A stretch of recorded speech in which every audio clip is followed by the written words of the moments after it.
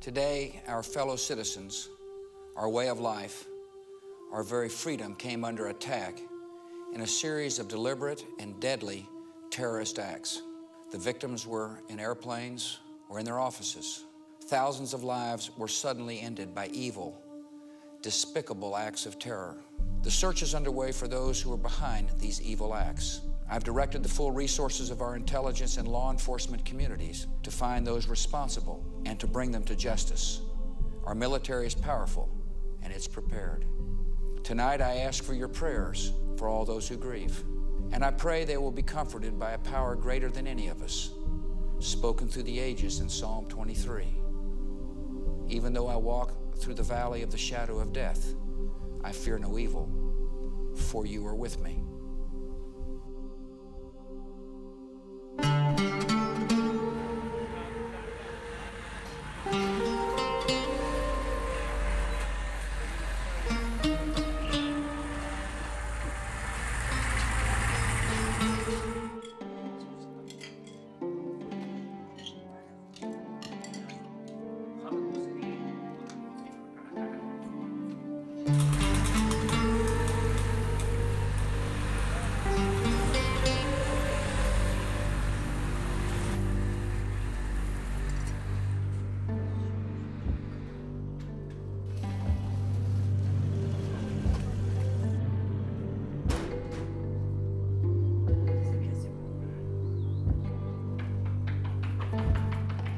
My dearest family, you remember when you read these lines that it all started that day.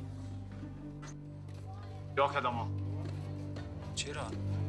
سان نکن بیا چی شده؟ کجا میبرینش؟ I had no reason to fear anything, even if they came in a military vehicle. Since the Americans had invaded our beloved city, everything's changed. مواظب خودت باش. Nevertheless, I had to go with the police, as refusing would have sent me straight to jail. مواظب باش. As we pulled away, I saw one of our neighbors taking money from foreigners, which was very strange.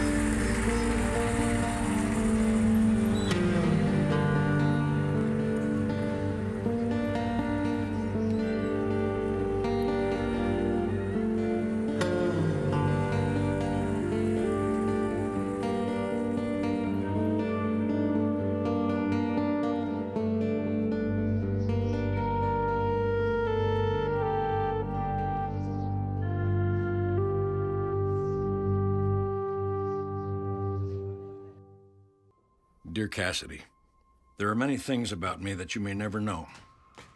In March 2002, my doorbell rang. Hello, John. Derek, my former boss, whom you know, and another man were at my door, which was a bit surprising as I hadn't heard from him in quite a long time. What are you doing here?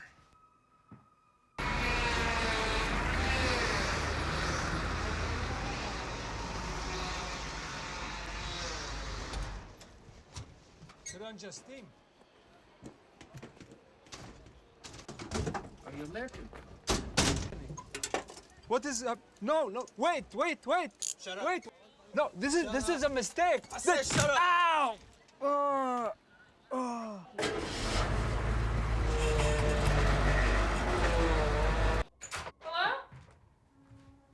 Dad, I'm here.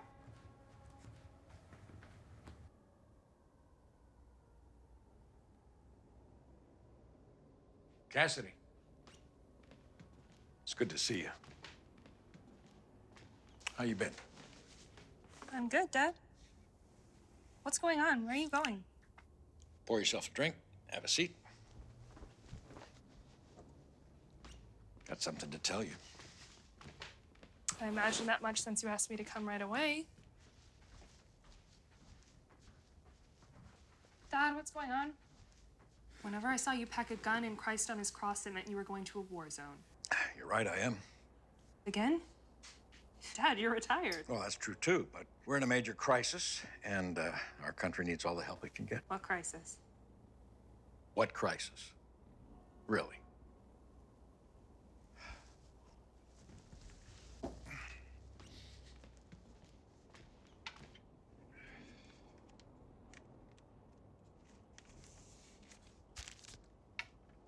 I know it may not mean much to you, but we are in a crisis of our very civilization. And what does that have to do with you? Well, as you know, I was an expert in my field. I've been given a temporary assignment. Dad, you served your country for over 40 years. You enrolled when you were 17. Isn't that enough? Not when your country is under attack. In any event, you didn't ask me here for my opinion, but to tell me of your decision. So when are you leaving and for how long? Tomorrow.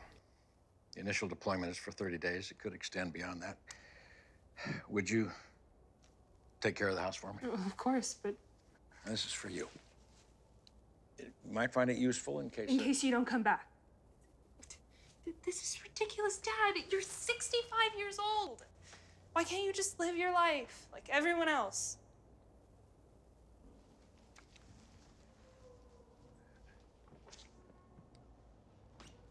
Hey. I'm not proud of a lot of things I've done in my life. You may not accept this, but I'm doing this for you. And maybe the children you might have someday. So you have a future in this great country. Great.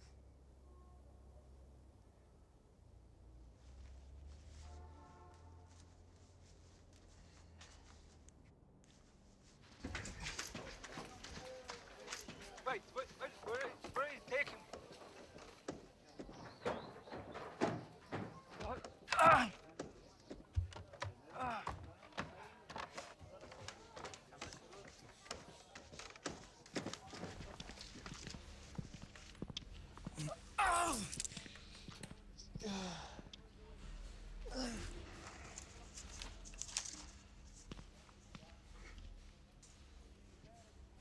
Nah, the Egyptian.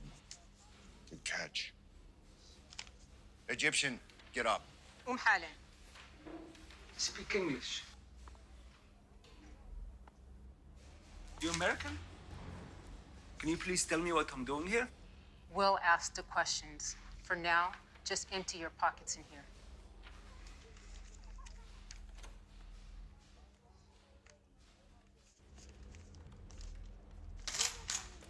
You're watching Wedding Ring 2. Where did you learn to speak English? By you, the Americans. If you have my file, you know I volunteered during the war against the Soviets.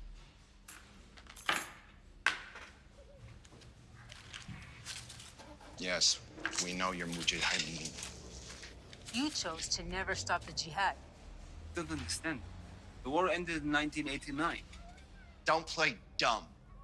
Intellectual. You know what's going on. You turned against us, so let's cut the crap. You tell us where Osama is, and we'll let you go home. Osama? Who's Osama? You fought alongside bin Laden, and you've continued to wage jihad since the end of the war. We know this. I've never seen or even met bin Laden.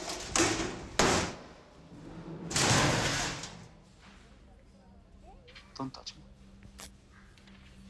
We're only trying to help you here. Tell us how you keep in touch with bin Laden. Tell us where he is, and you'll go home with a nice reward. Can't tell you something I know nothing about. We believe that you do know. So if you don't tell us anything, it'll be hell from here on out. This is some kind of mistake. I'm a school teacher. Get him out of here. You have the wrong man. Get his ass out of here. Bill, we've known each other for 25 years, so spare me the usual speech. What kind of shit is this? We don't do that. We do now. You'll be dealing with high-value targets from whom we need to extract intelligence. Bin Laden and Saddam Hussein are plotting 100 more 9/11 attacks. But this is torture. We don't torture people. The law is very clear on that point. Even the Kubark manual was modified to clarify this. Do you think you're telling me something I don't know? Kubark was written decades ago. Times have changed. 9/11 happened. My job is to show you that you'll be using measures that will contravene your prior training and practice. You and I both know that the bond you can establish with a target is the most effective way to get intelligence. Yes, but that takes time. And this kind of time, we don't have. And now they're taking these terrorists to CIA-held secret sites without due process. CIA-run sites, really? Ha! Oh, can't wait. And the targets get to go through that? Correct. And the soldiers that are handling them are trained for that. They're told over and over that the targets are terrorists, and they're the worst of the worst. Imagine. You know we can be held accountable for this. No. We're acting under direct presidential order. Direct presidential order, really? Look, we're at war. You have two choices. You can go home now and back to your nice life, or you can choose to go to hell. All right, everyone on the plane now. Let's go. On the plane. Come on, move it. Don't eyeball me. Moving now. Hurry up. Move it. Come on. Keep your eyes straight. Let's go. Come on, move it. Move it. Move it. Hurry up. Move Let's it. go. Hurry up. Move it. Go. Turn around. Turn around. Turn around. Get out. The next step in this descent into hell is to be flown away from home, away from you and family. Head down. I said keep your head down. Head down. Keep it down. I was handcuffed, shackled so tightly, the flow of blood to my hands and feet was cut off. I had not been given food or water in more than 24 hours. All you guys are terrorists. I said keep your motherfucking head down. I was feeling weak, disoriented. My main fear was not knowing where they were taking me. For what reason? Not knowing what they could do to you. The fact that they thought I knew Bin Laden was unbelievable. But then, what was the reason? Why were they beating us? Praying to God was my only refuge. I kept asking him for protection. I said head down. Head down. Abiding by the rules and to avoid worrying you, Cass, I didn't tell you that I was on my way to Afghanistan, which was now the front line of the global war on terror. Your scarf, sir. Oh, thank you. You should know that I'm a member of the CITF, which stands for Criminal Investigation Task Force, a very special investigative branch of the military. The goal is not only to destroy Al-Qaeda, but also to capture Osama bin Laden and Saddam Hussein, who had both been our allies but turned against us. Now they are on a path to destroy our civilization and impose Sharia law around the world. I realized very quickly that this journey would be very unique and probably very dangerous. I decided to write a diary for you. You were right, in case I do not return.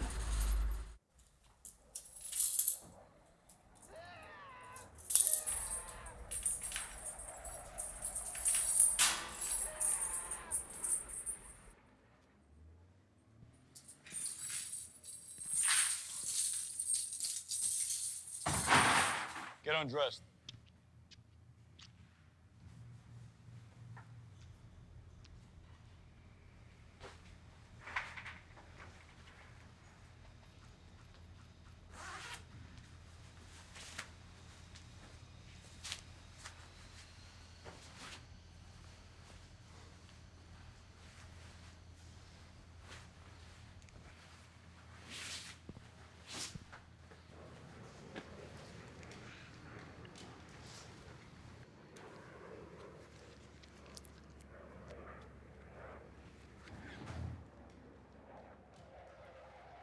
House inspection. Turn around.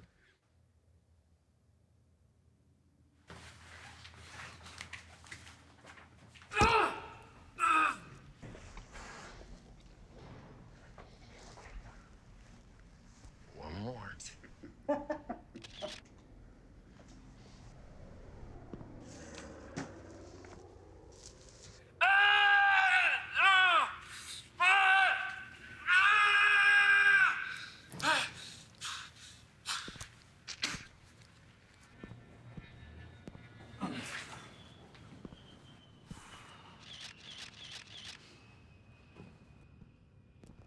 identify yourself. Gamel Sadek. Nationality. Egyptian. Then what are you doing here? I live here. I'm married to an Afghan woman. We have 2 children.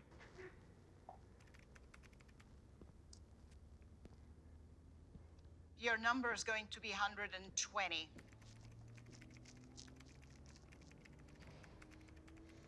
What terrorist organization are you part of? I'm part of no organization.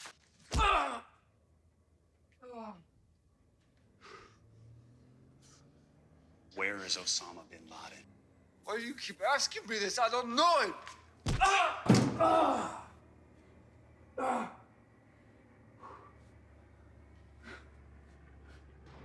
Why are you hitting me? I'm answering your question. Careful what you answer. You have 2 little kids, right? Are you threatening my family?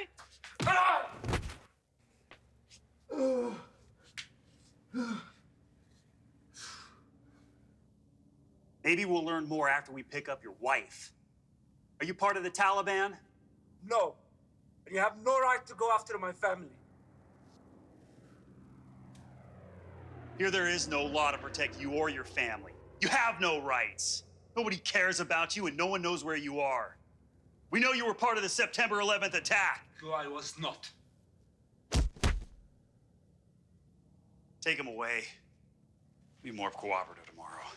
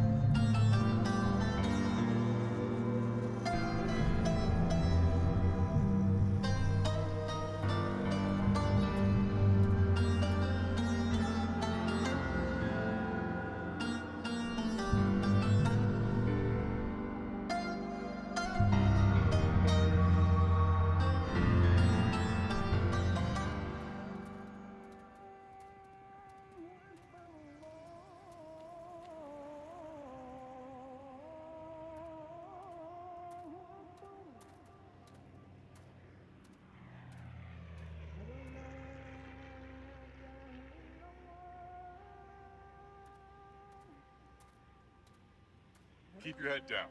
Stay down. I need to pray. I don't care what you do. انزل حبيبي صلي وانت قاعد بلاش يقتلوك اقعد الله اكبر طيب السلام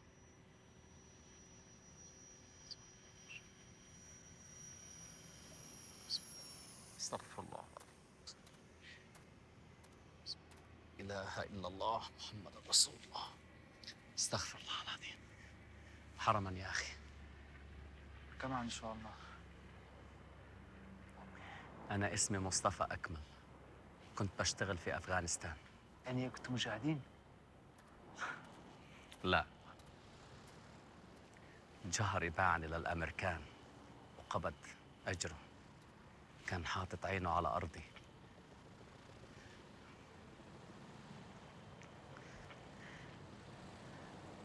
بقول لك هو احنا فين؟ إحنا في بقرة. طب أنا مش فاهم إيه اللي بيحصل هنا، عمالين بيسألوني أسئلة غريبة ويضربوا فيا.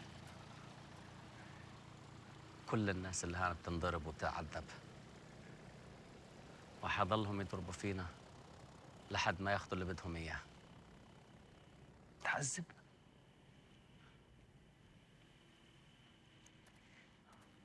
الناس اللي هون معظمها اللي رجلها مكسورة واللي ايده مكسورة واللي وجهه مكسور.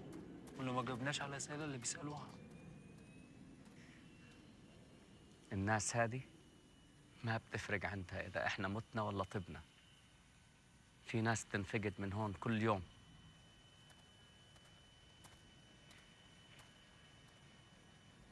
كان عندي صاحب اسمه دلوار، كان معانا هون. الجنود ضلهم يضربوه على رجليه ويكسروا له في عظامه. هو يدعي ويقول يا الله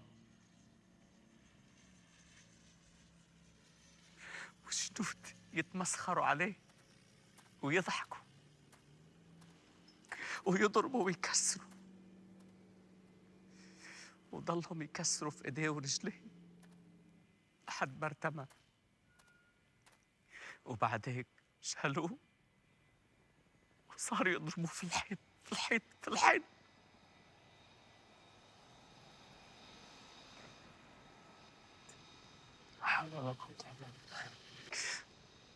وبعدين قالوا انه مات بسكتة قلبية.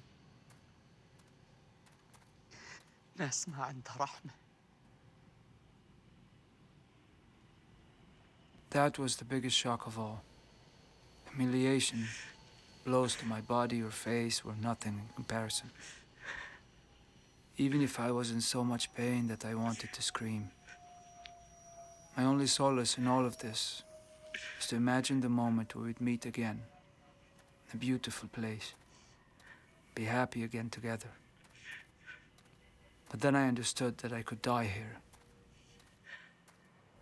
They even dared to threaten you, my wife. And that became my biggest fear, that they would submit you to the same treatment. And how would our children survive by themselves?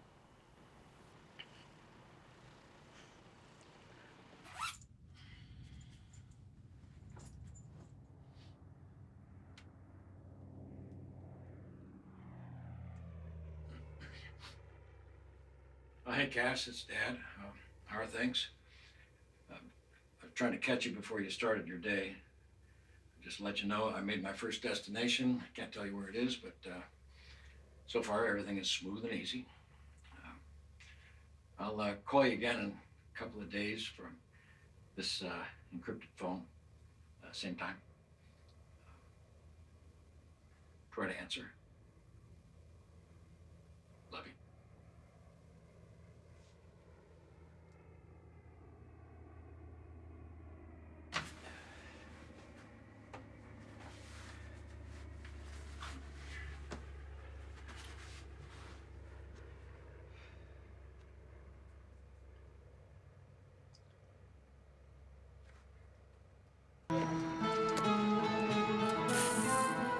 Get up, 120, interrogation! Too bad you put that jumpsuit on, because that ass is prime. Mealtime? You have just 3 minutes.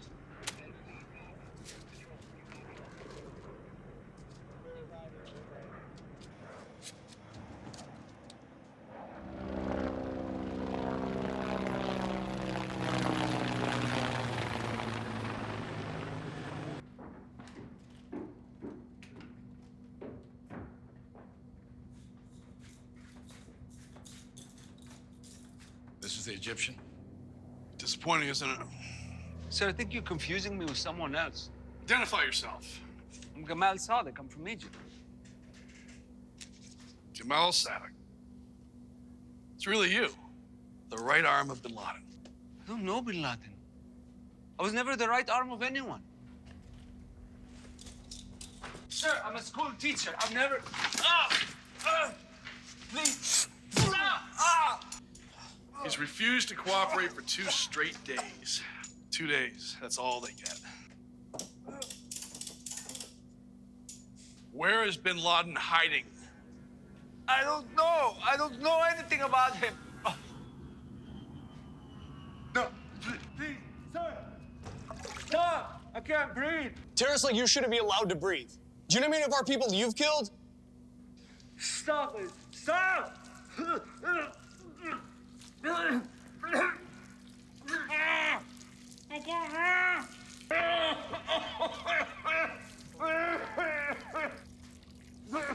Who connected you with the 9/11 hijackers? Nobody. I don't know anyone.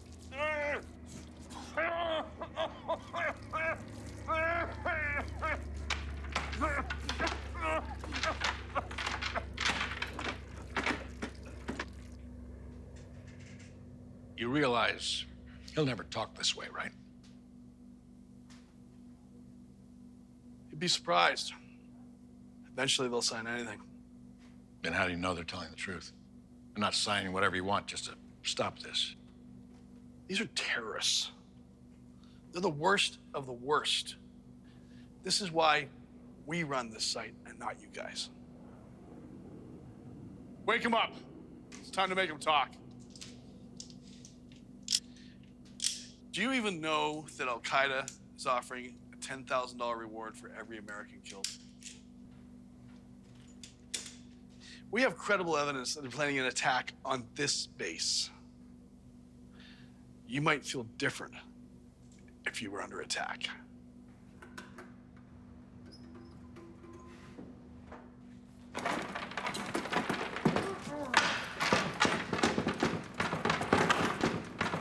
Are you part of Al Qaeda?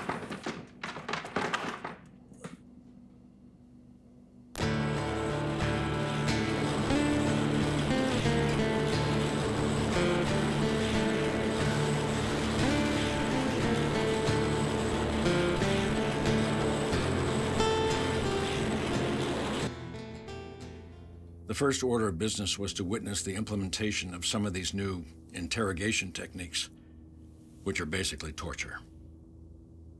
And now the biggest question is, and you'll like this one, aren't we supposed to exercise judgment and decide when our duty is to not follow orders? Like in the movie Potemkin, which you so often cited in our arguments when the soldiers revolted against their superiors. But then on the other hand, what if my target is a skillfully trained terrorist with information that could save lives? God works in mysterious ways, ways we may not understand, and which may force us to do wrong first in order to do right. Where are you taking me? No, no, please no, no, no.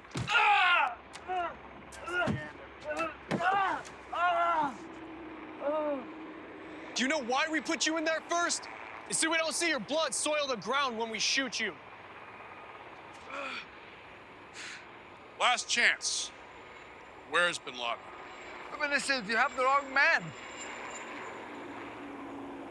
No, no, no, please, no!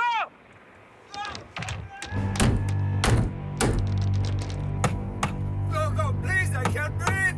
I can't breathe in here. Please.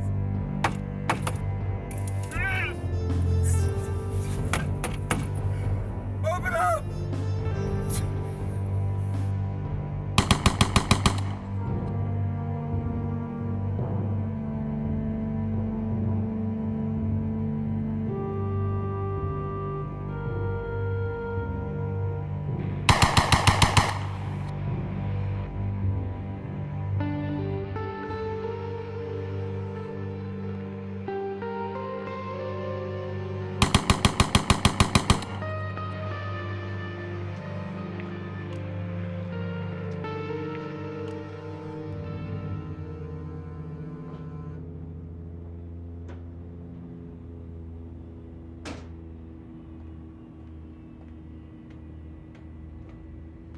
Like it?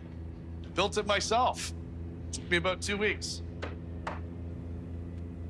You do know that mock executions are strictly prohibited by the Convention Against Torture. This was specifically approved by the White House. It's a bit over your pay grade, soldier.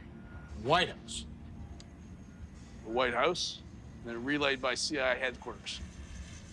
So based on this approval, how far can we take it? How long can we keep him in there until he starves to death, till he goes insane? And if he does, what kind of intelligence will he be able to provide? Feel free to file a complaint with your government.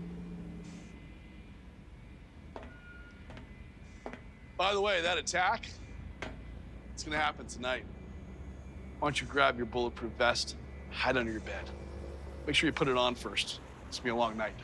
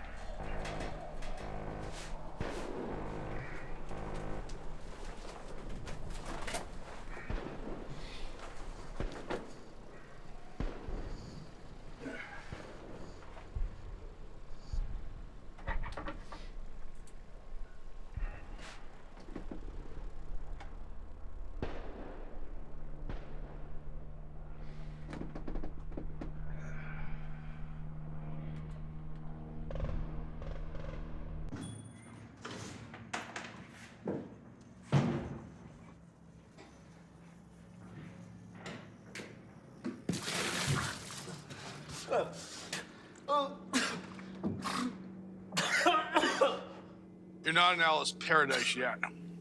You're still in our hell. When was the last time you spoke to Bin Laden? Told you I don't know him. Wow. 2 days in there and you still won't cooperate. You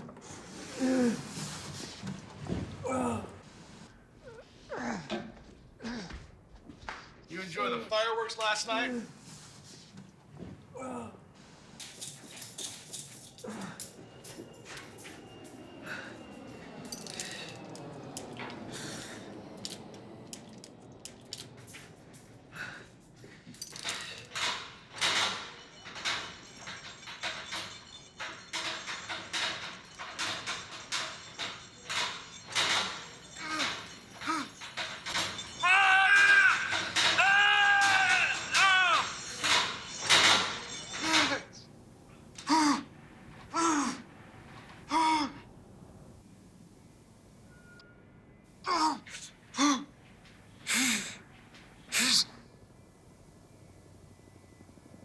Still no memories?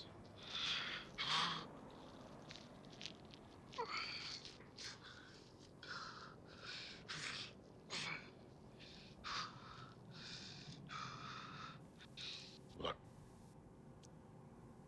I don't think you understand the situation you're in. Our government says you're part of Al-Qaeda, and you are in significant trouble, whether it's true or not. Many of my countrymen are dead. They were innocents. All of us hate you for that. And it makes things very bad for you, and you don't want to make them worse. So, you either help us, and we set you free, or you don't, and you will continue to suffer the consequences. It's your decision. Never spoke. Fine, but maybe your imam did? Was your imam in touch with him? My mom was a religious man. Well, you think about this. You have to give us something that we can use. It's your only way out.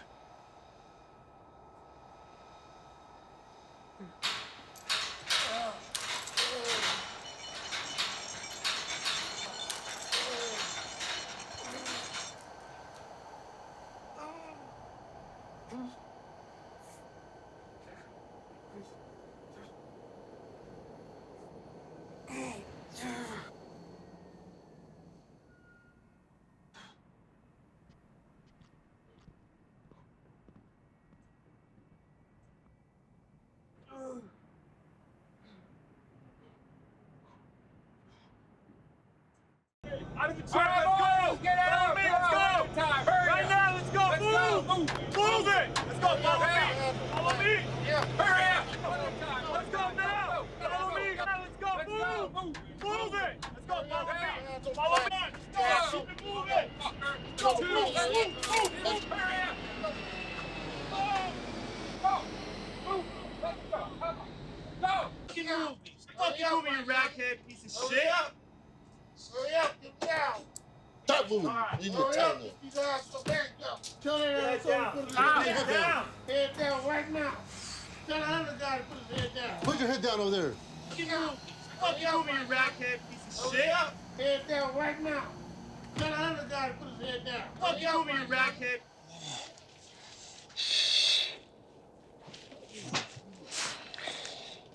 They said I stayed on the hook for a total of 4 days.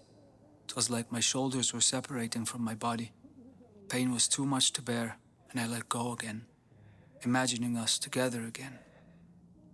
When I awoke, I was being taken on the longest and most painful journey. They had clearly perfected the ways of torturing men to the extreme. They deprived us from the use of all of our senses, seeing, hearing, talking, smelling, maybe the worst of all, moving.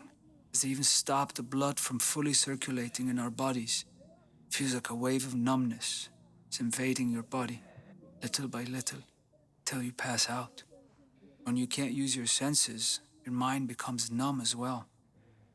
With the thought that you might be killed at any time makes you crazy. I don't think I knew what fear was before. Now I do. Fear of being tortured is definitely greater than the torture itself.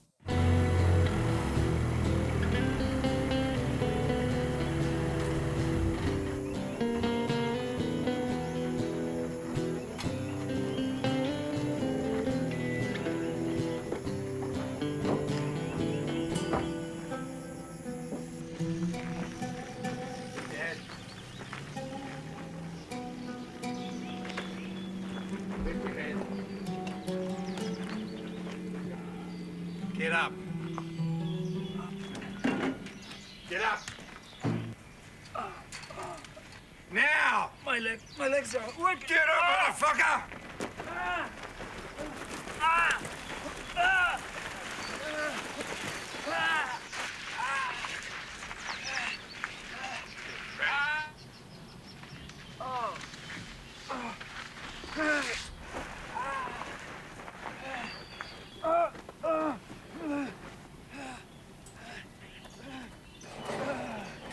No laying down.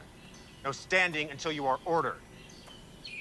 Blue bucket is for water, white bucket is your bathroom. Blanket stays folded during the day until you are ordered to sleep. And remember, you are in Delta Charlie 2. When you are called, you identify yourself with first and last name and Delta Charlie 2. And execute the orders if you want to keep living. I told you to sit!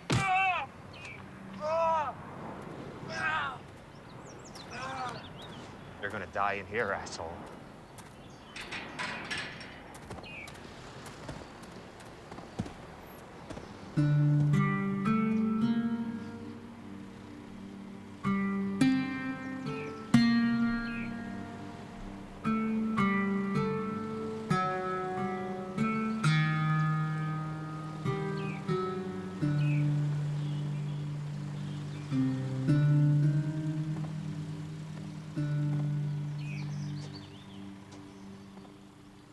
Sir, you should not be here. And who are you? I'm Officer Martin, security. These men over here are dangerous. Step away from this area.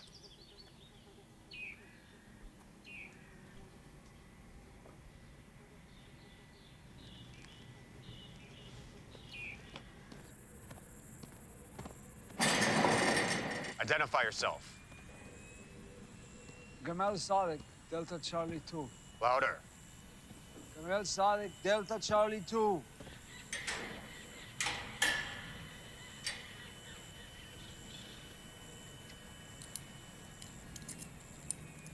Eat. Now. After you go fetch water, and then you can use the bucket, and then you'll sit back down, and then you'll have time to pray. Thank you. أخويا راح نقوم بالصلاة بس لازم تكون قصيرة.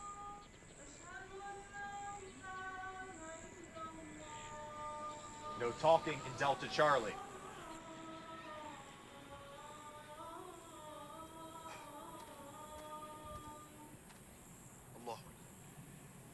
الله أكبر.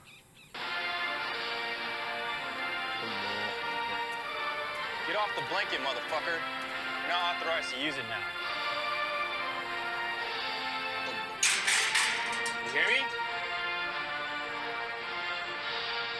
IRF. Delta. Charlie 2.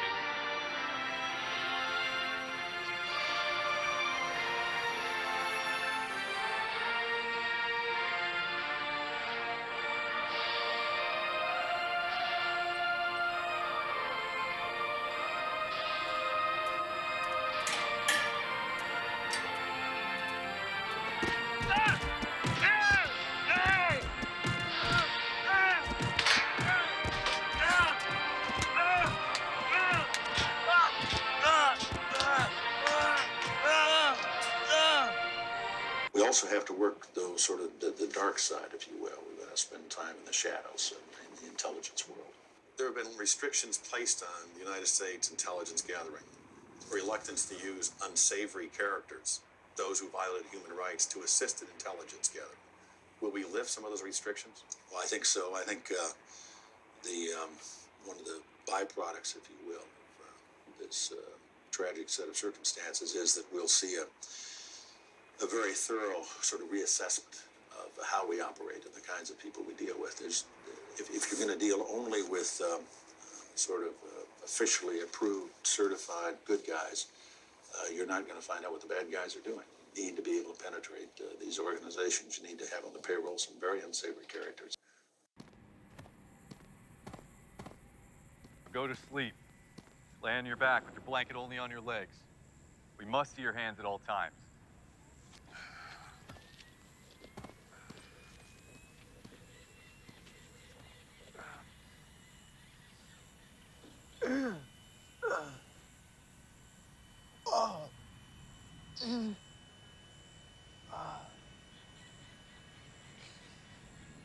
شكلهم كسروا رجلي. كنا عنا عظام مكسورة. The IRFs بيكسروا كل عظامنا قطعة قطعة.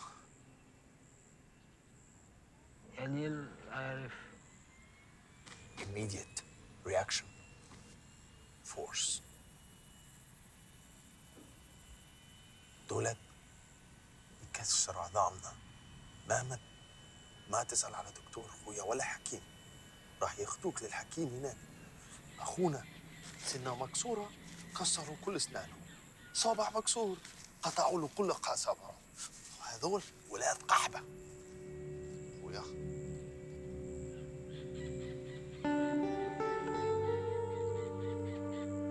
Shut up, Delta Charlie 1. Next time I hear a noise, the IRFs will come to shut your mouth.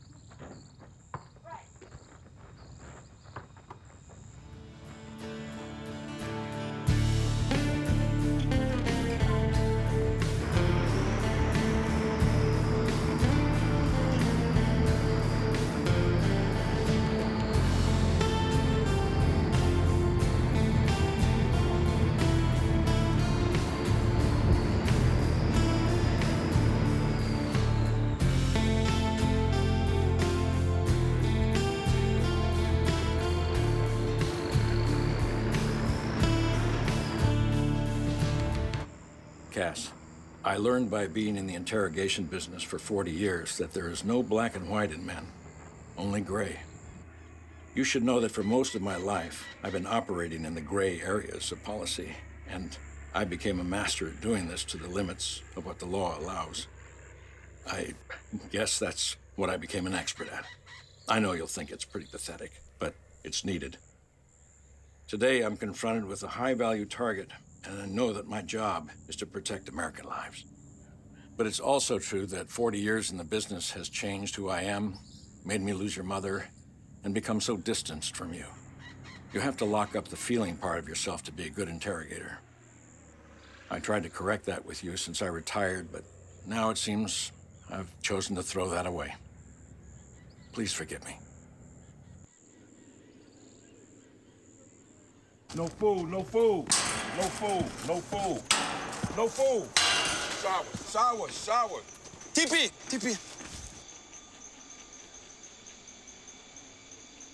Hey, TP. Not you. Not you. You were defiant last night. Just shower in the interrogation. And your shower is only 20 seconds for the same reason. Now get up, face the wall, and put your hands behind your back.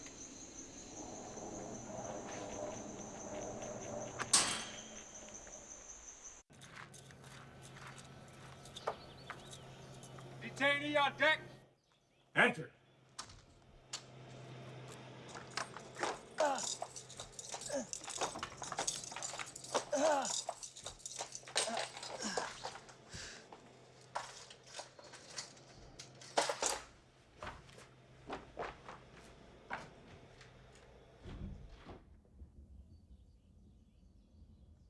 They were in a hurry when they built this. My name is Jim. I'm your lead interrogator. You're Bagram. Correct. How it touched my heart to greet you, as it means sincerity and respect. But forget. At any rate, respect doesn't mean very much here. That would not be correct. I intend to fully respect you, if you respect me. Sir, I've been tortured by your people non-stop for the past 2 months. You make me live in a cage. Give me food not even suitable for an animal to eat. Now I'm sitting in front of you, chained to the floor. I can't even sit up straight. Is that respect?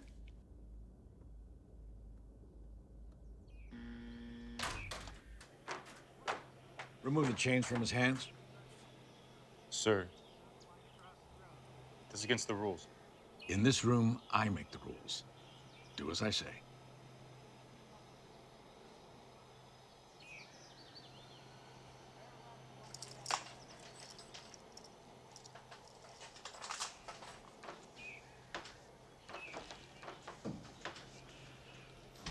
There.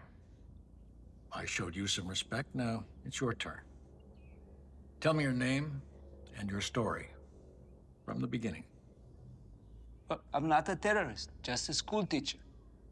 Yet you kidnapped me from my home and tortured me without even giving me the right to defend myself. You've been declared by my government an enemy combatant, and as such, you do not fall under the law protecting soldiers in a war. I thought your country was built on laws and principles. Khair, inshallah. That means, with God's will, good things will happen.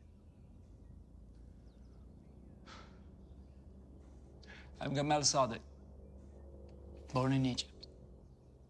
My mother is still alive. My education made me understand the oppression that my people went through for so many generations. Political, economical, cultural, and religious oppression. So when the Soviets invaded Afghanistan, I decided, that's it, I have to do something. So I joined the Mujahideen, fighting on the side of the Americans.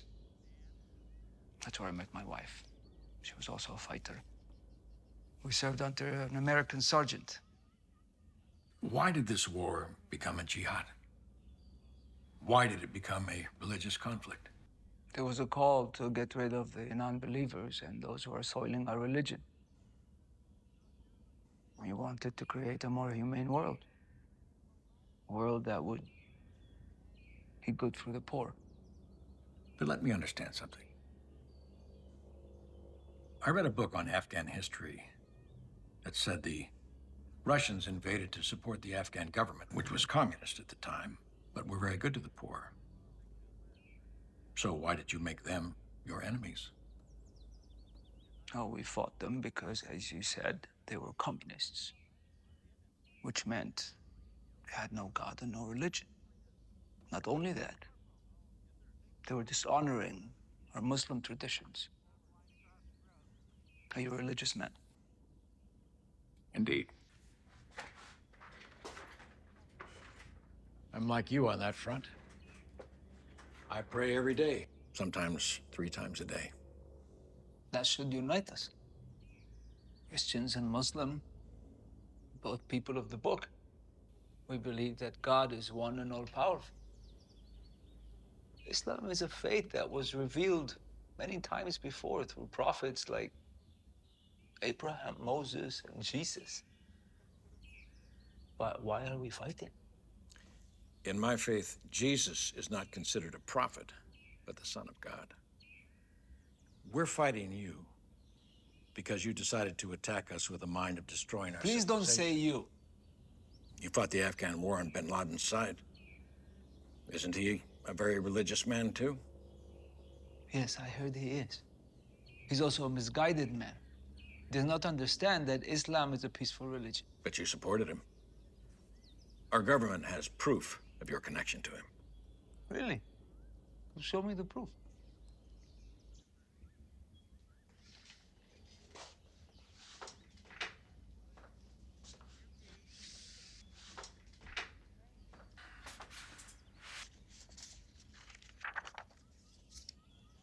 I see a group of mujahideen. What does that have to do with me? This is bin Laden. This is you. This is absurd. I don't know if this is bin Laden, but this is definitely not me. Just, how could you identify me that far away from the camera? Our experts use facial recognition technology. Maybe you should change your experts or your technology, because this is definitely not me. Now, what's the most important thing I can do for you? I know, stop the beatings. I'll try, but what else? The most important thing will be to give a letter to my family. Can you do that? I think I can arrange that.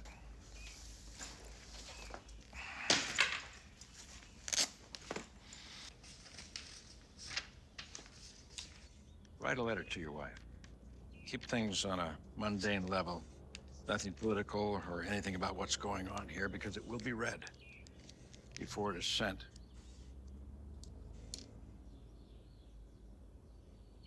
Hide these. I can't guarantee the soldiers will let you keep them. I'll see if your family's written to you. They probably know you're here from the Afghan government.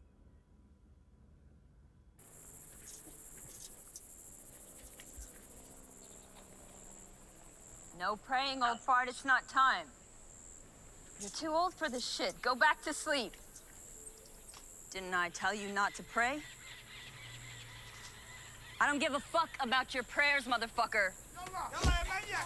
Stop! Hey, نحي الخرا، نحي الخرا، راجل عجوب، نحي الخرا، نحي الخرا، راجل عجوب.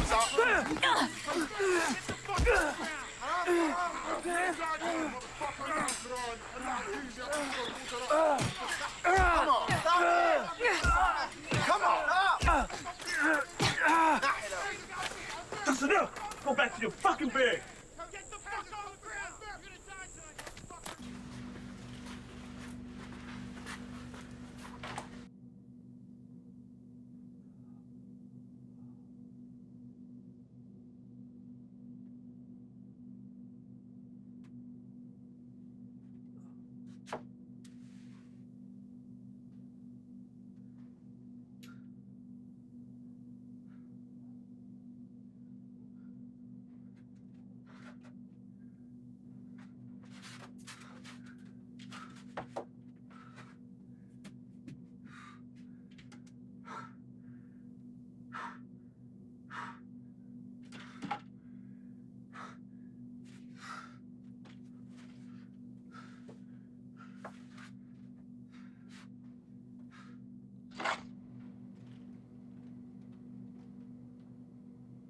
Hey, Mr. Egyptian. I'm Officer Martin. I saw the way you defend that old man. That was courageous. I wish I could have done something like that. Listen, I know it's hard to breathe in here, but that's on purpose. But I'm here by myself. I'm gonna leave the slot open so you can breathe better. But when the guards come back, I have to close it. I understand. Thank you. You're also courageous. Many of us feel ashamed about what's going on here.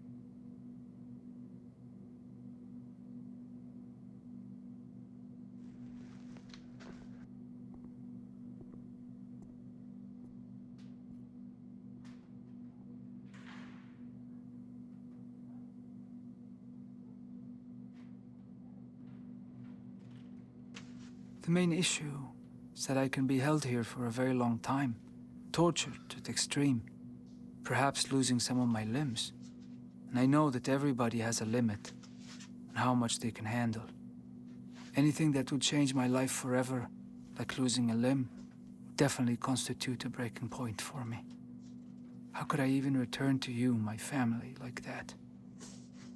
This is why I kept half of the piece of paper I was given, to tell you what really happened to me. I don't know yet how I'll get it out to you. God will help me. For now, the most important task would be to find a way to survive this hole they put me in. No air comes except from underneath the door. If I move as little as possible and breathe as much as I can from under the door, I might not suffocate. This is terrifying. That will have to be my focus.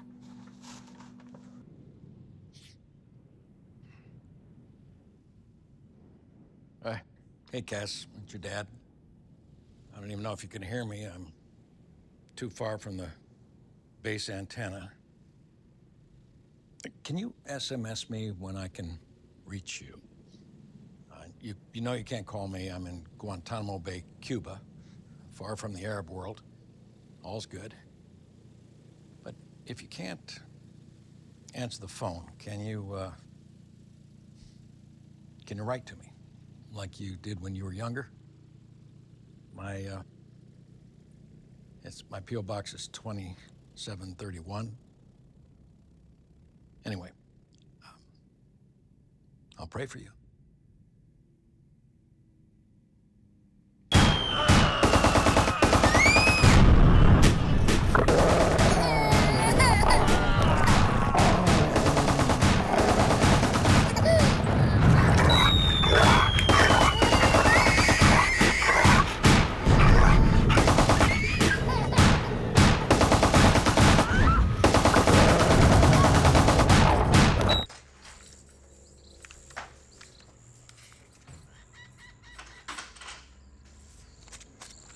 Release his hands.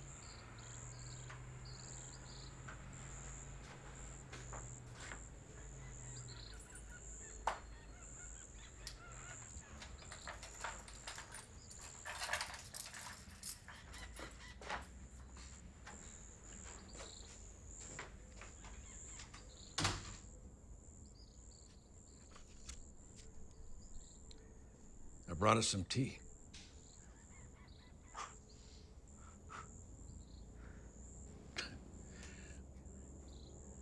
I know. They're the only ones I could find.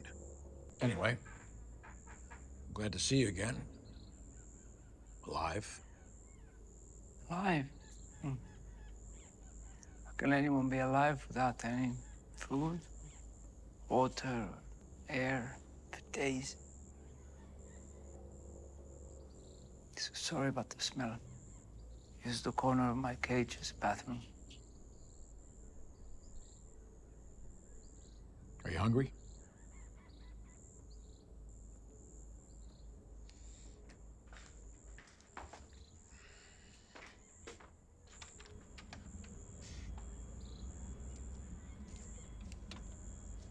Give me a burger and some fries.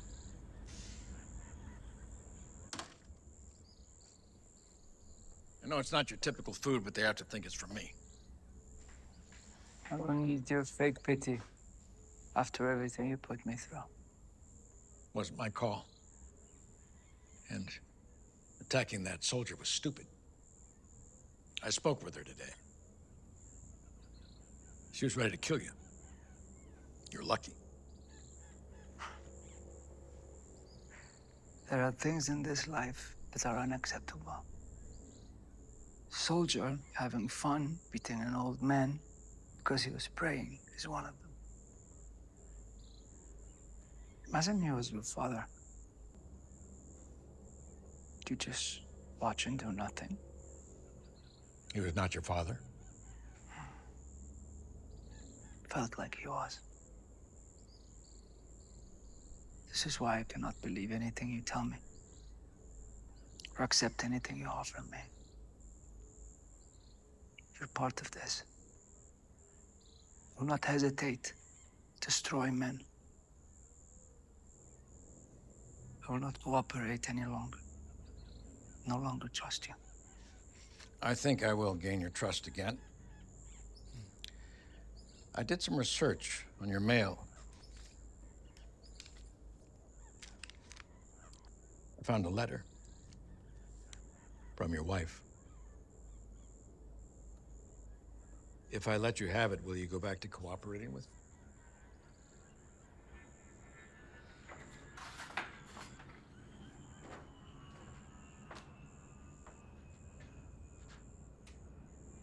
Deal?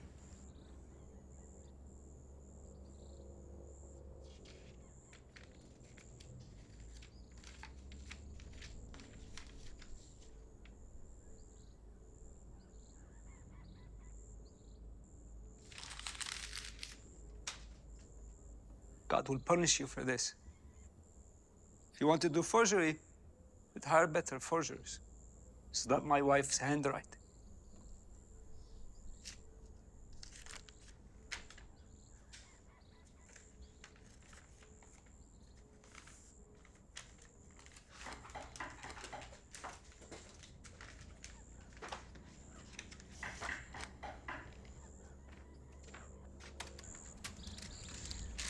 Thank you.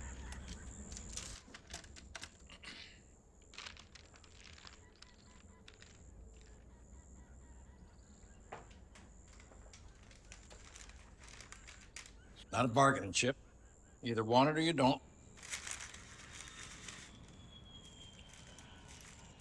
We even have McDonald's here.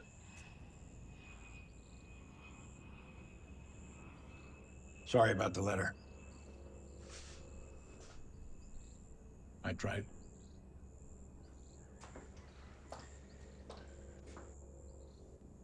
You should know that the FBI has obtained a confession from the imam about your involvement in the September 11th plot. That's impossible. You cannot implicate me in something I know nothing about. Maybe if you tortured him enough. So you deny being part of the 9/11 attack as you deny being part of Al-Qaeda? Yes. How can I be a part of such a crazy thing? By the way, millions of Arabs do not believe that bin Laden was part of 9/11. Really? Yes. They know he worked for the CIA. They believe that the CIA and the Jews planned 9/11. They heard that the Mossad knew about it and evacuated all the Jews from the towers before the planes hit. That is beyond crazy. Why would the CIA and the Jews do something like that? It's as crazy as you believing I'm part of Al-Qaeda. They think it's a big enough reason to invade the entire Middle East. They also believe Al-Qaeda is a CIA creation. Well, that's not only totally crazy, it just shows how Arabs and Americans just live in two different worlds. How are we ever going to talk together? As long as you believe everything your government tells you, maybe we can't.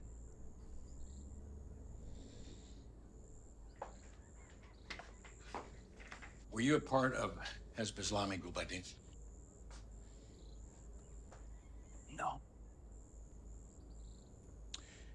The FBI has proof that your imam was part of that group. Is there any way you could even imagine that I'm innocent? You have the wrong guy. My government says you're guilty, and they give me proof of your guilt. You tell me you're innocent. Who should I trust? Your Bible says your God hates a lying tongue, a heart with wicked plans, and hands that shed innocent blood. Glad to hear you read the Bible. Well, if you're a religious man, don't you participate in all this?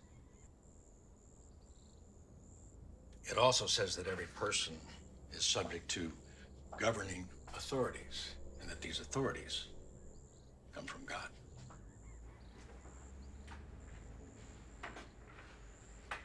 Now I know how you deal with all of this. Your government tells you I'm guilty. The government is appointed by God. Therefore, government is right. There's no chance I can be innocent.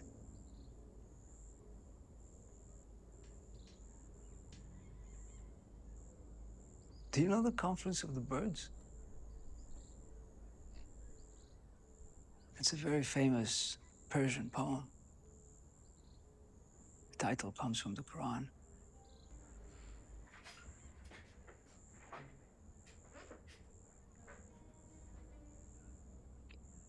It's a story of 1,000 birds. They have to decide who among them will be their king, the enlightened one. But each of them has a fault, like vanity or greed or other human fault. And that prevents them from obtaining enlightenment.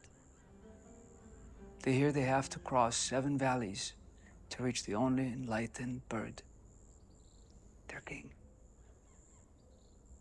Valleys of quest, love, knowledge, poverty, unity, and so on. Many birds die in the journey because they can't get rid of who they are. And those who succeed to get there, to the place where the king is supposed to be, find a lake. When they go to drink, they see their reflection. There is no king.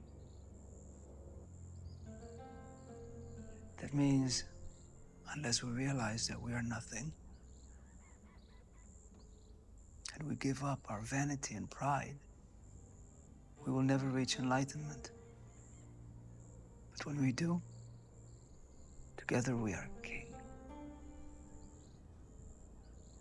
So bring me back to that airless cage. I had you transferred to a better cell, where there are other prisoners.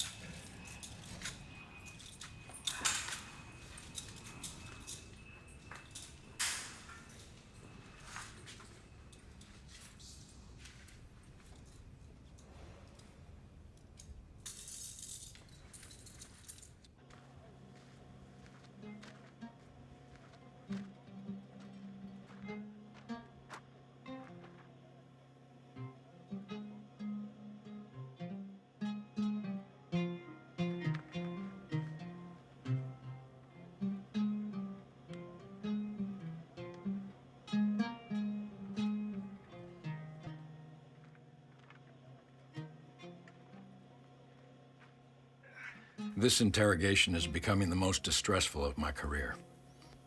But you'll be happy to know that I'm starting to question our government's position that my high-valued target is even a member of a terrorist organization. I may not be as inhumane as you think. And would you believe that millions of Arabs think that bin Laden didn't mastermind 9/11? Beyond its craziness, it's disturbing because it shows that I never questioned the information given to me. But why should I, if all powers come from God?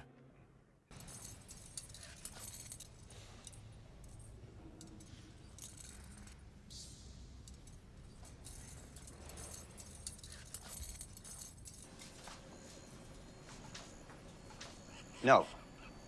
Sit him in this chair. Sir, are you sure? He's a terrorist. If you want to take the risk.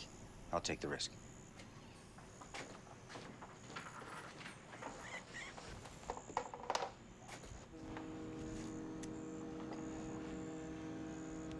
And please, free his hands.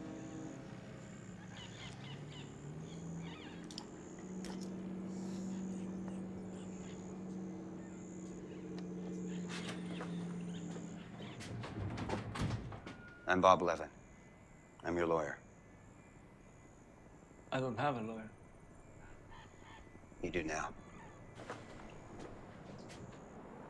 You're a lawyer? Yes. Would it make you feel better if I was wearing a suit and a tie? Are you sure they didn't send you? Many brothers were sent so-called lawyers who turned out to be interrogators. Your wife sent me. My wife.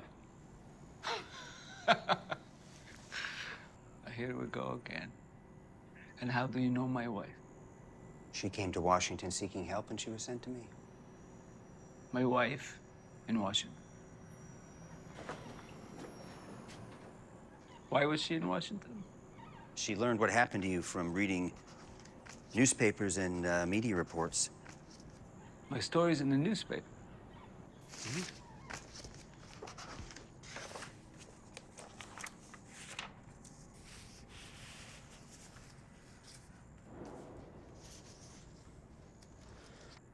Why do they publish such lies? I'm not part of Al-Qaeda. And I was not captured in Pakistan. I was kidnapped out of my home in Afghanistan. That's why they took the picture in Bagram. And this one is not me. Yes, I know. Your wife told me. It's all part of a publicity campaign. They need results, and the media will publish anything the government gives them. She gave this to me.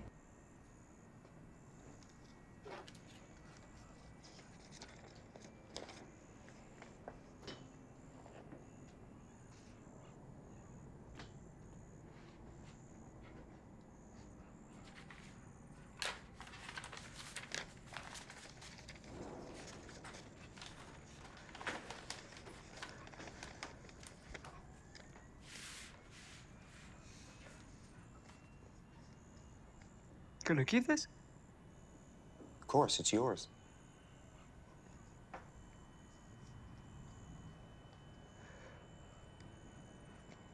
We have no money for you. You think I do this for money? I'm here pro bono, which means I'm here on my own dime.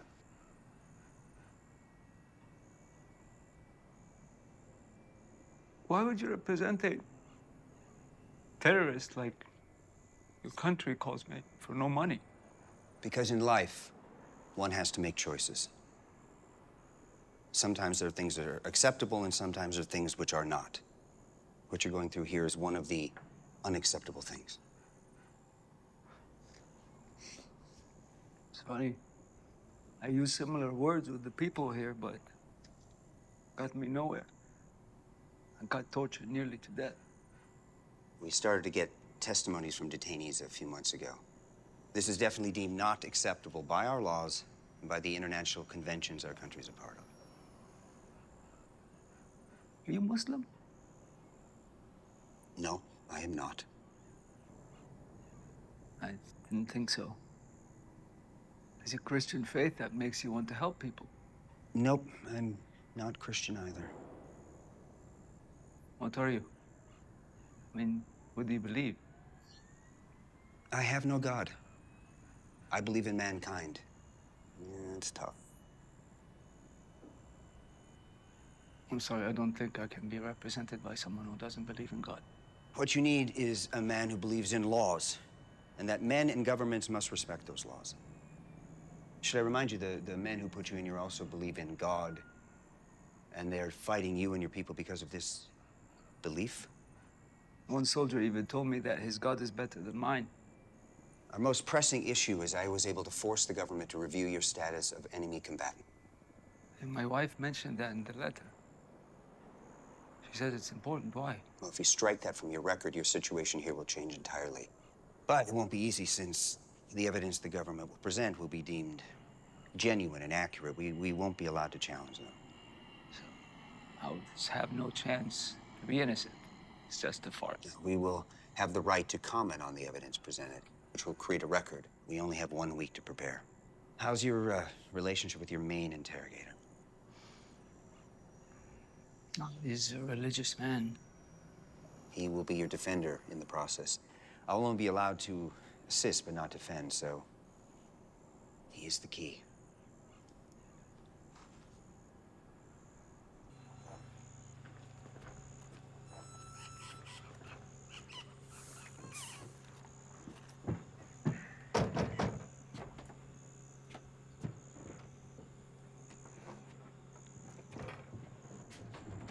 Anderson, come in. Nice meeting you, General. Just give me one little second here.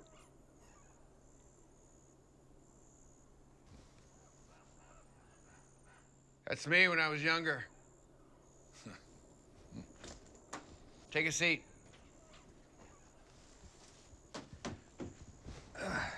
Huh. There's a casino here? Yeah, there used to be a lot of them. It's paradise. But then the commies took over, shut them all down. Look, I'm sure you've heard I've taken command of the Joint Task Force here, and I've been told you are an expert in your field. Look, I'm gonna get straight to the point. You may be an expert, but I've read your reports. There's nothing in them. You've got nothing from this guy. Your techniques are totally outdated.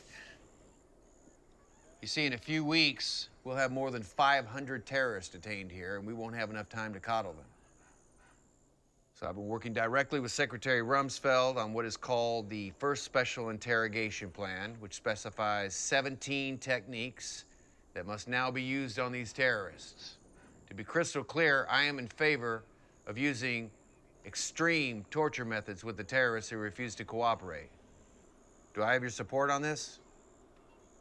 Well, General, you are the commanding officer here. It's not up to me to make decisions. I'm not asking for you to respect my rank, but to embrace and implement these new methods. Yes, of course, but as far as extreme torture goes, since it is forbidden by every convention that this country has ever... I don't give a fuck about conventions or international laws. I do give a fuck about these terrorists and the intel they'll provide. But if we use torture, any confessions that we may get will not hold up in court. Who's talking about courts? Well, one day or another, they'll all end up in court. They can't be held forever. Yes, they can now. That's the whole point. But extreme torture will be rare, I hope. I'm convinced these new methods will do just fine. I'll give you a shortcut. You remember the 1956 CIA study called Communist Control Techniques, right? I believe so. So, techniques include hooding isolation, sleep deprivation with white noise or loud music, with continuous light or darkness.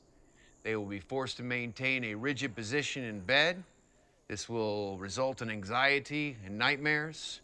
The subject will be awoken every 15 minutes or can be denied sleep entirely. Continuous loss of sleep produces a clouding of consciousness and extreme fatigue.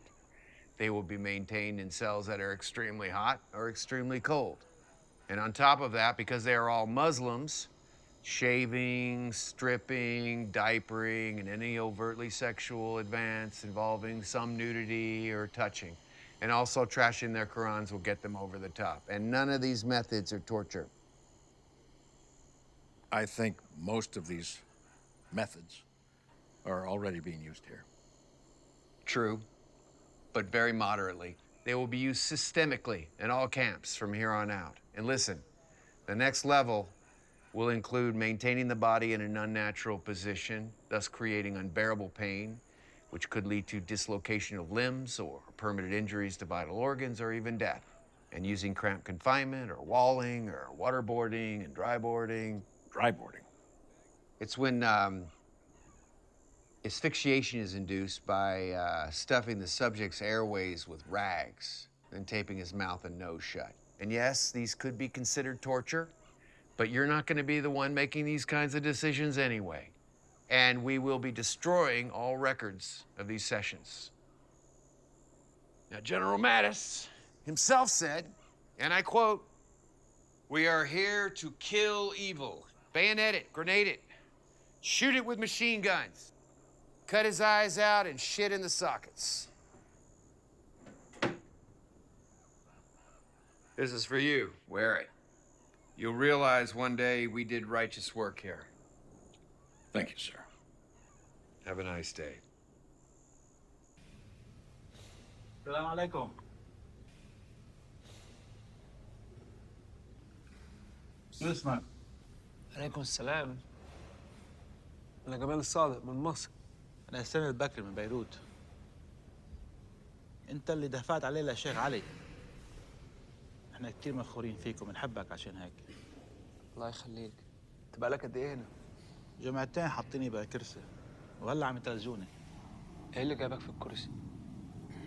مخابرات أول ما أجيت كبوني على الأرض وبلشوا يضربوا فيني وبلش يخبطوا بظهري يطلعوا وهيك خبطوا بظهري.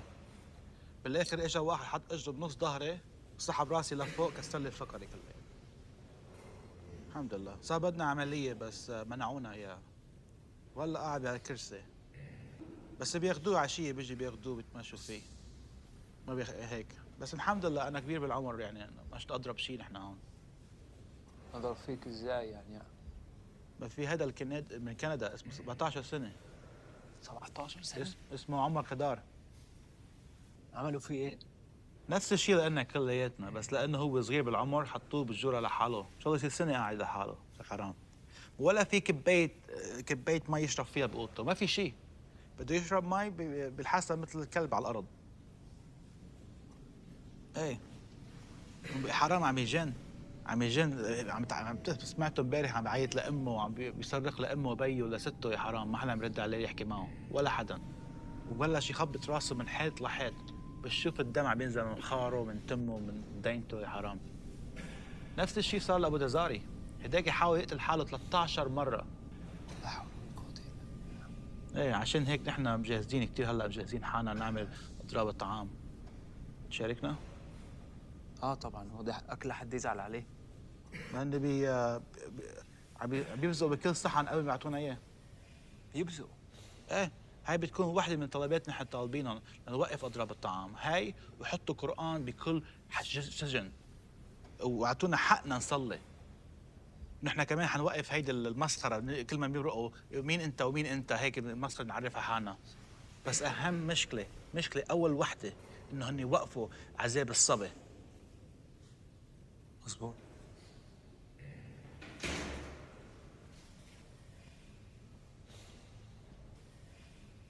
What's up, Mr. Egyptian?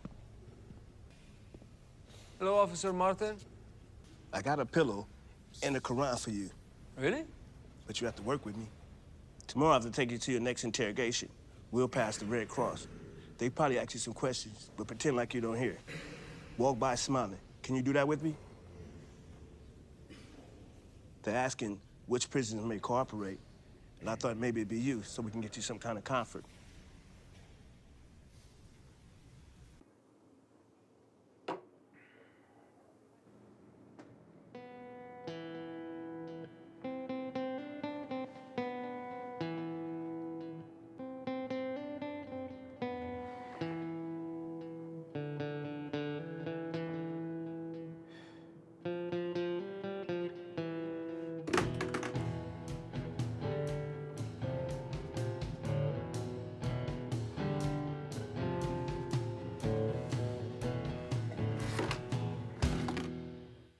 General, I must object to this.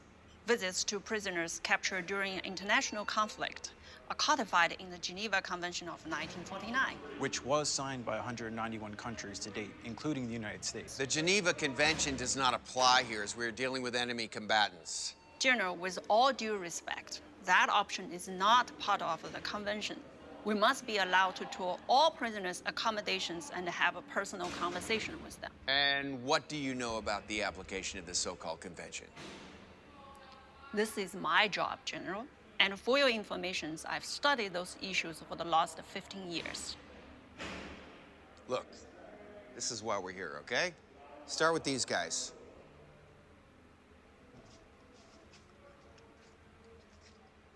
Hello, sir. Do you speak English? If not, my colleague will translate. May I ask you a few questions?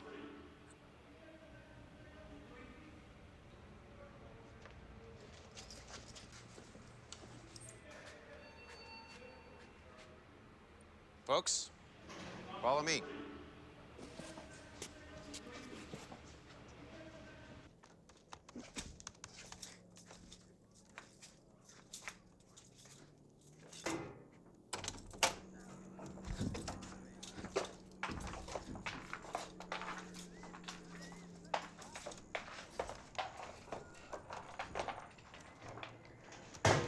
No, make him stand.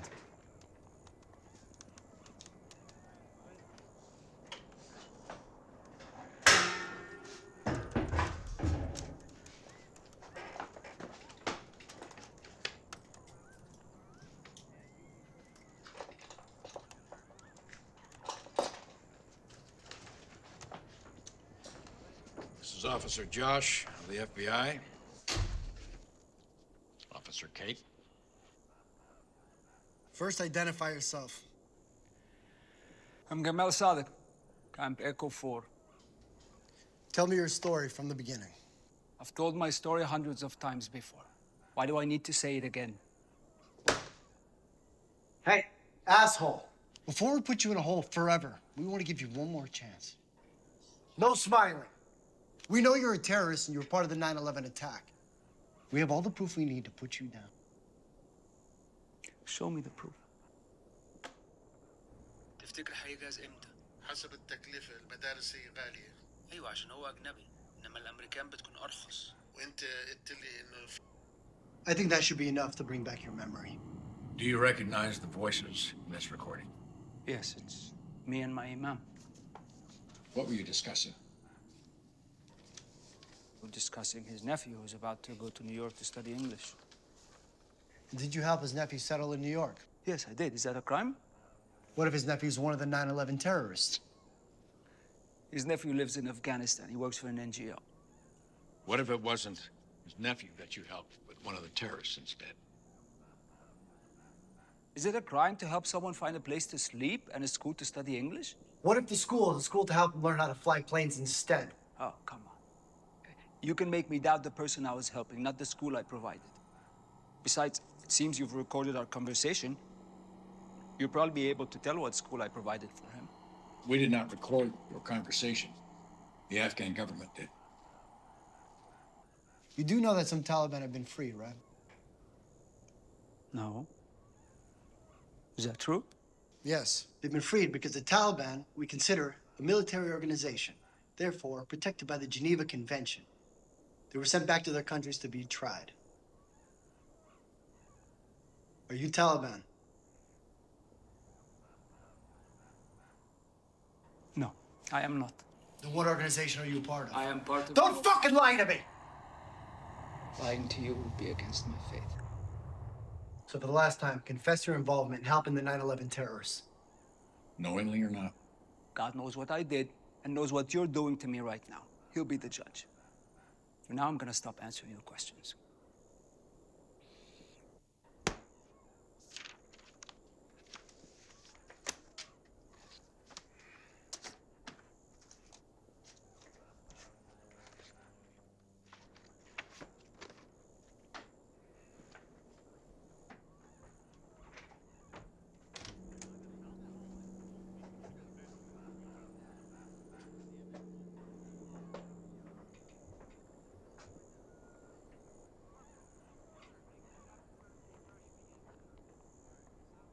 You realize this hearing is going nowhere if you don't cooperate.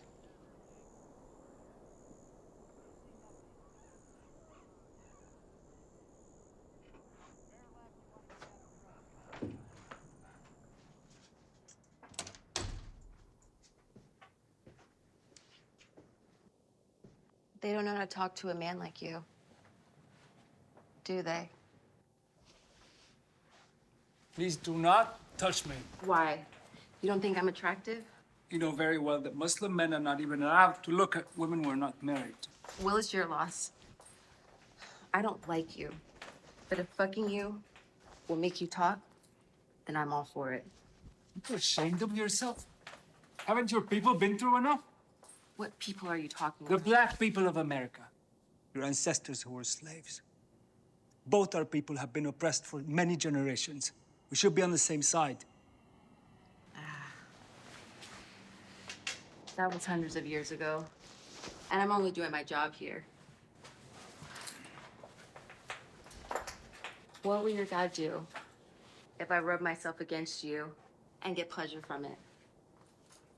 Please stop. You will not obtain anything from me this way.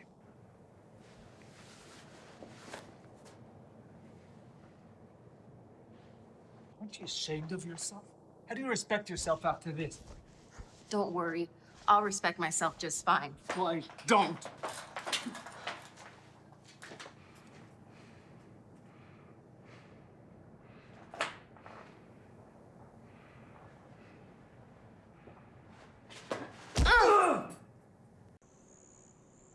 I'm sorry you were beaten again. is unconscionable. I spoke to your FBI interrogator. He said he would be writing a report about the use of torture in the camp. He said he witnessed a detainee with a garden hose shoved down his throat and the water turned on until it came out of his nose. He couldn't breathe. Yeah. We know who they did that to.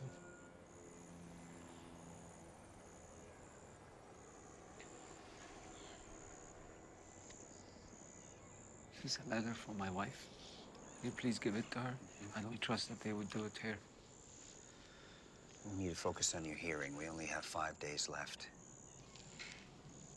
But it won't be easy since General Miller, a man with zero experience in intelligence gathering, is now in charge of this place. He believes he's in his own jihad to save America. We're preparing an action against them. What are you preparing? I can't tell you. An action at this time is not a good idea. It could affect your hearing. Why would you choose to do something like that now? Because the fate of my brothers is more important than mine. The believers are like a body. When a limb aches, body reacts. The hadith. I understand, but our goal here is to get you out. I was happy to hear that my interrogator is important in the hearing. I believe God will guide him to make the right decision. I hope so, my friend. I hope so. So, no paradise, no hell, nothing. What happens to us after we die? Didn't Allah say we were created from the earth and the earth is where we'll return? Yeah, that part I agree with. But since you asked me this question, can I ask you a similar one? Would you have embarked on a jihad if you didn't believe your martyrdom would be rewarded by paradise? I would have. Because I was fighting for my Muslim brothers who were caught in a war that was not theirs. In fact, the question I was really asking was, do you think there would be so many suicide bombers if they didn't believe they would be rewarded by paradise?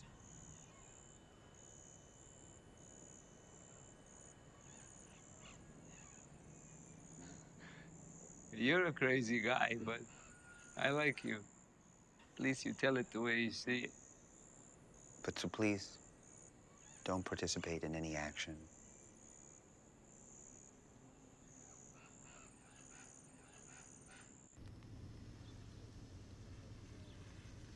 Hello, sir. Mind if I join you? I'm Bob Levin. I'm Gamel Sadek's lawyer. I know who you are. I'm sure the military knows everything and everybody in this camp. I saw you going to McDonald's. I assume it had to be decent? It's the only easy takeout dining. I come out here to call my daughter. I assume that you didn't follow me out here to discuss the quality of the burgers. That would be a correct assessment. No, that's my job. I assess people. So, what would be your assessment of my client? I don't believe I'm at liberty to discuss that with you. I understand that, sir, but we have this hearing in 5 days. I'm just trying to assist. The best assistance you can provide is to convince your client to confess his involvement with Al-Qaeda. So you think he's lying? You truly believe he's a terrorist linked to Al-Qaeda? Not my job to decide if he's a terrorist or not. I represent the government that captured him because he's a terrorist. Even as I'm sure you know, he was turned in by his neighbor for the bounty. That is a convenient story. How would this neighbor even know about the bounty? Well, we dropped millions of leaflets all over Afghanistan describing it. Well, that's a nice story, too. Ever seen one of these leaflets? I did. In fact, I have one in my room. I can show it to you if you want. Donald Rumsfeld himself, he confirmed it on national television. He said, and I quote, "Leaflets are dropped in Afghanistan like snowflakes in December in Chicago."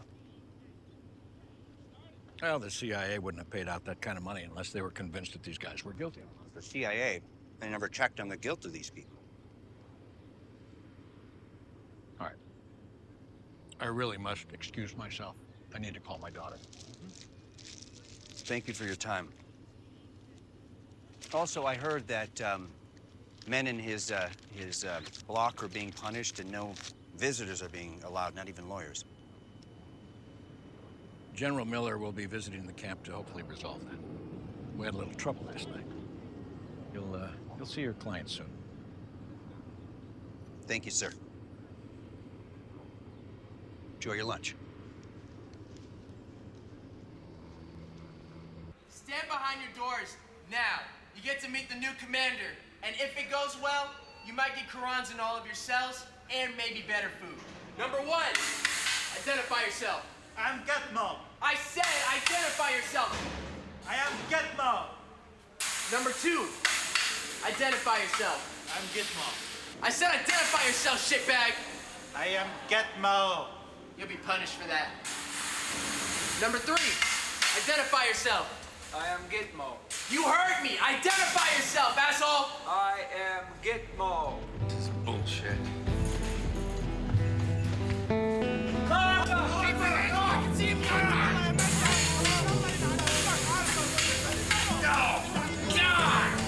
This is shit! Shut this down! Now! Motherfuckers are done. Call the IRS now! Motherfuckers are done.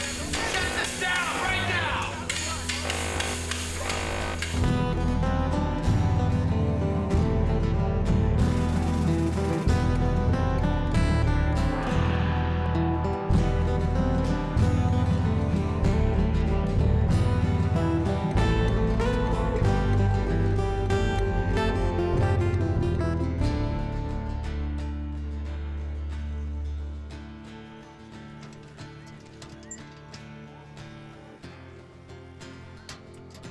Nothing again today? Nope.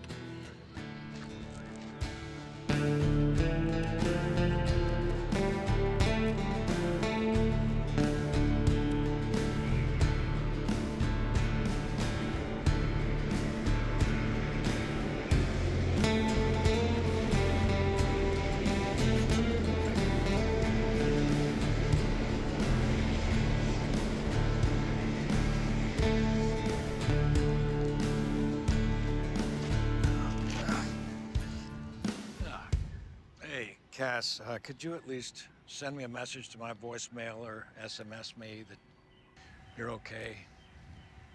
The situation here is becoming very difficult. I'm under a lot of pressure to produce results. What results? I have no idea what'll happen. But just let me know that you're okay and that everything there is okay. Also, if you haven't already, read Conference of the Birds.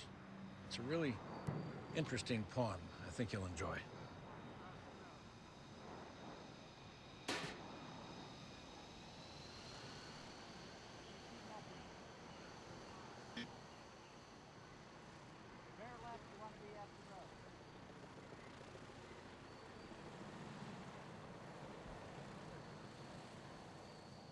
Hey, Dad, I'm okay, just busy. Sounds like you're having a tough time. Sorry about that. I just heard an old speech by Mandela. I'll email you a link. You should listen to it. I'll talk to you when you get back.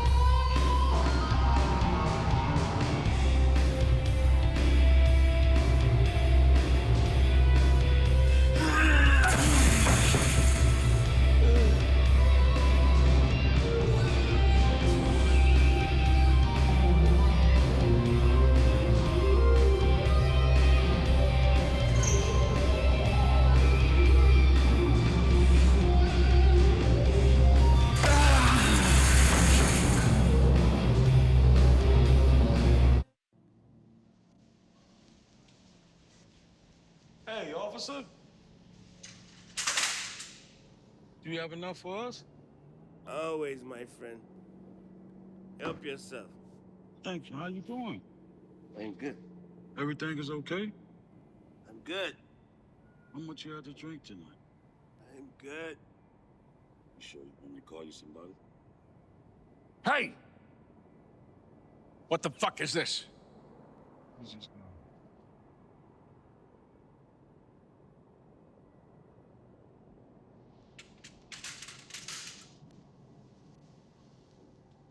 Officer, you think this sets a good example for these men? You're right. It is not. But it's the only way I can forget about with all the stuff that's going on here. Coffee, please.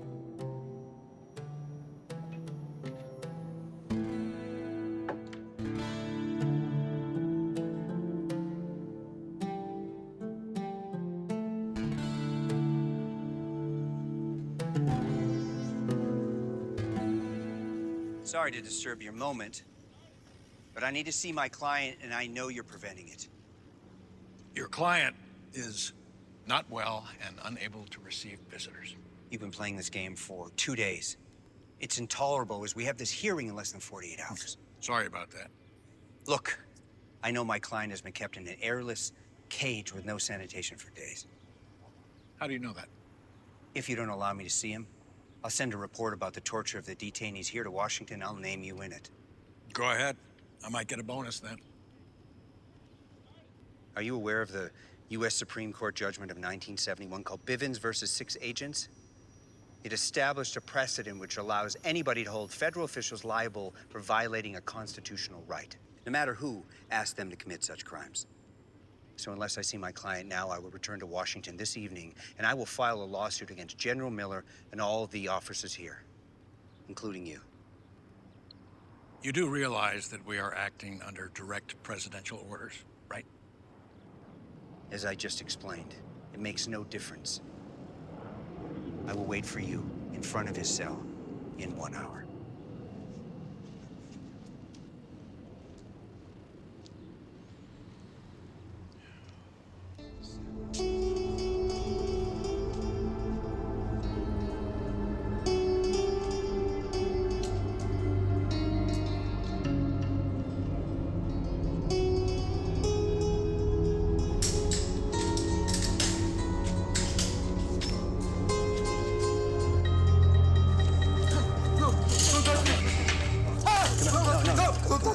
Don't touch me! Don't touch me! It's me, Bob, your lawyer. How could you allow them to do this to this man? This is totally unacceptable. Bring 2 chairs. And turn off the refrigeration. It is unbearable and inhumane. Let's uncuff him immediately. Just his hands.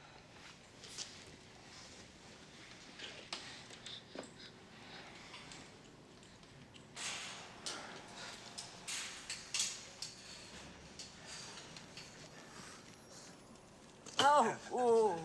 Oh. Tell me what they did to you.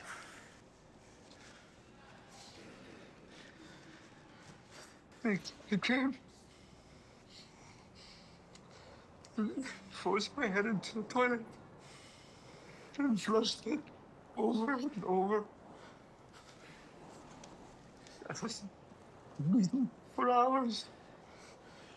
I threw my body against the wall so many times. And then they put me in a box. So dark. Couldn't move my body. Couldn't sit, stand, couldn't breathe. I started to panic. I started seeing things. I see a monster. Have you eaten? Have you fed him anything? He won't eat. They started a hunger strike. Yes. They told us they would force feed us hummus if we don't eat. They'll shove it up our asses. That's true. There's a plan to do exactly that. And you think this is acceptable to treat a human being like this? No, I don't. But what they did wasn't acceptable either.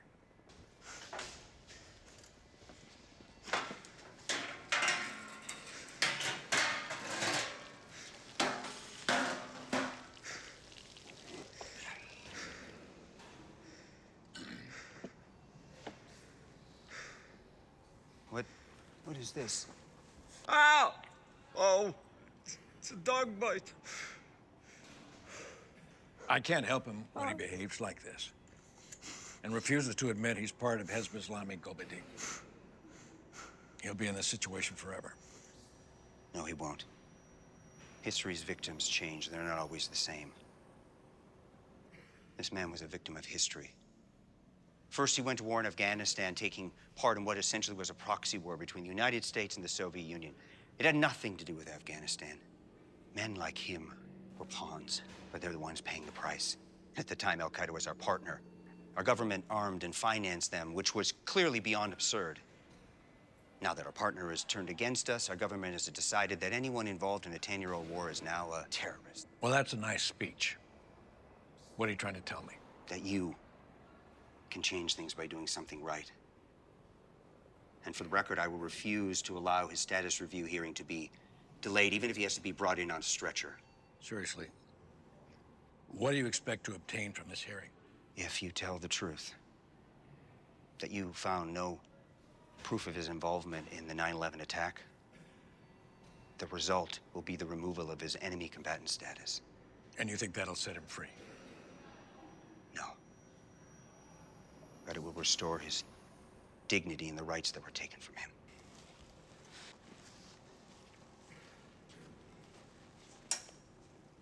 Here.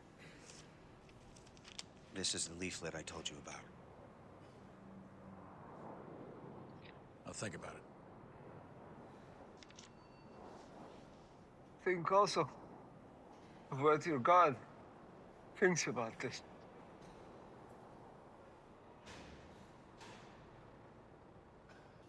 I will only allow this hearing if he eats and it gets cleaned up. It's going to be recorded. I don't want a spectacle. Understood. Let me talk with him alone.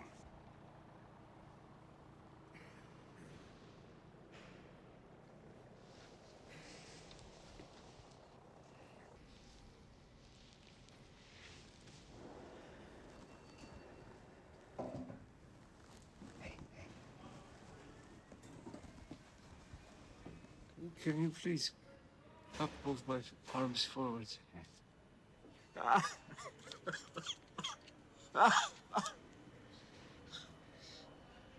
In case I don't make it, can you please try and give this to my family? I will. Hey, hang in there. We'll get you out of this hell.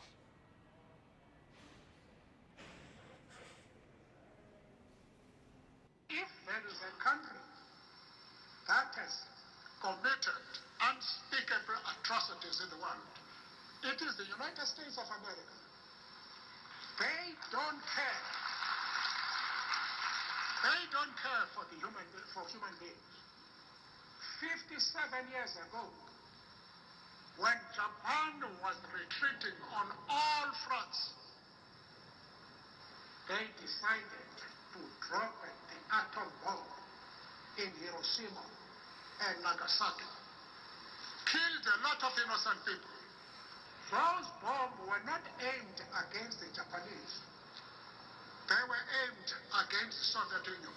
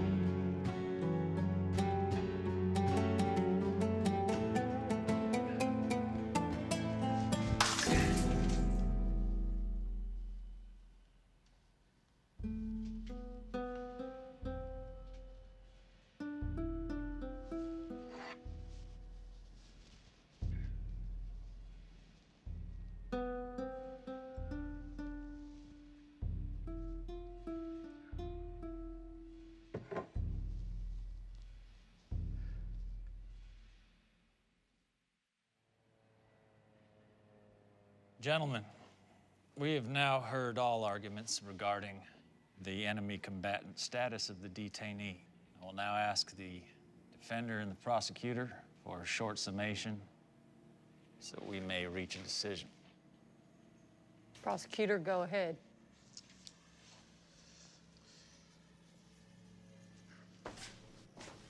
Thank you, Mr. President. This is really very clear-cut. There is no doubt that that man sitting there is indeed an enemy combatant. He is, in fact, a part of Hezb Islami Gulbuddin, an aggressive militant group linked to Al-Qaeda. His imam, his own imam, has confessed that that man was a liaison to the terrorists of 9/11. Let me be crystal clear.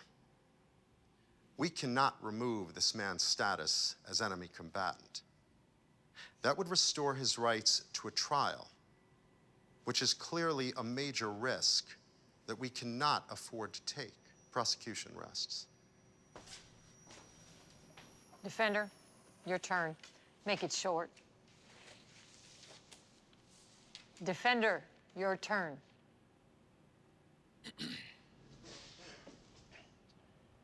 Thank you, Mr. President. As the primary interrogator of this prisoner, I have tried on many occasions to get a confession from him with no results. We have no concrete material evidence of his involvement. However, I believe that if our government brought all these men over here, it is because they are terrorists. At this point, we may not have had the time or capability to find direct proof of their culpability. But with God as my witness, I believe this fight is larger than this man here and his link or not to the September 11th attack. I believe with all my heart that his status as enemy combatant should not be changed. Thank you, Mr. President.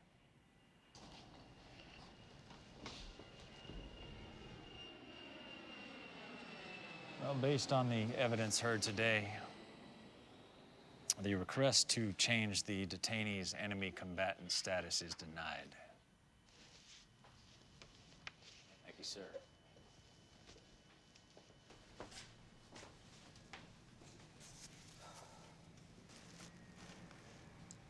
The prisoner may go. It's not a surprise. We will find a way to get you out one way or another.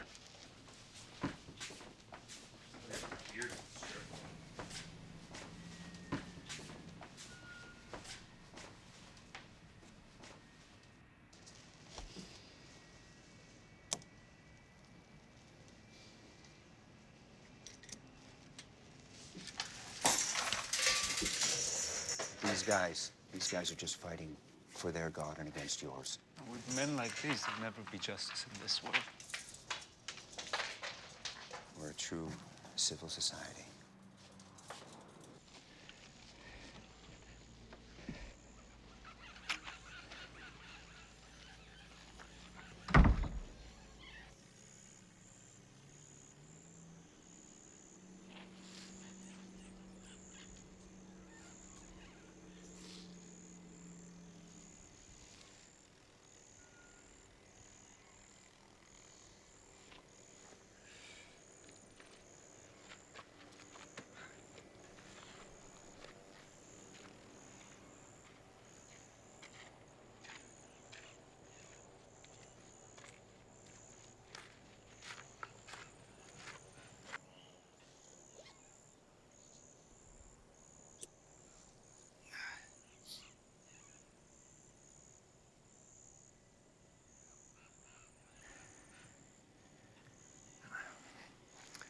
Hey, Cass. I was hoping you would answer, since I had such a good day, a victory of sorts. I was hoping to get lucky with you, too. You remember I told you that when I left, that I was going to fight for you and fight for our civilization. Well, you are safer today than you were yesterday, and I'm very proud of that. It was a small battle we won, not the war, but we're on our way for that as well.